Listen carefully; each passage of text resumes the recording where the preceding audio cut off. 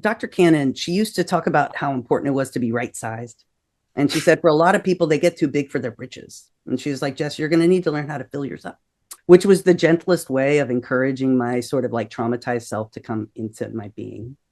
She would talk about being a teacher, right? That was her call. And she held space in a way that invited inquiry. The way that she used her own story as a way for people to find the grace and the abundance and the power in theirs was really inspirational for me. She also refused, I think, to like deny herself who she was. Like I was reading old notebooks that, assignments that and things she wrote, and she would take time to read everyone's stuff every week. Like that's so much. And it was like multiple, like she would give these multi-page handouts. You'd have to do all these different things with different readings.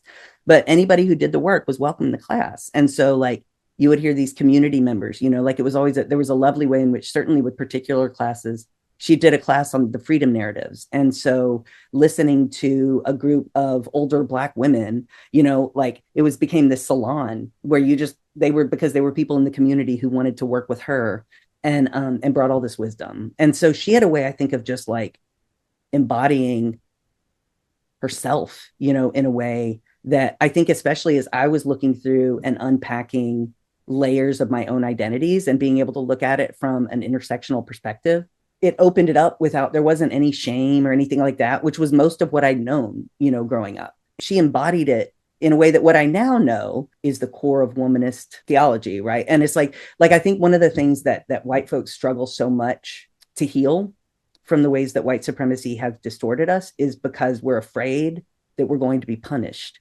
My experience has actually been that there is far more grace to hold me than whiteness told me.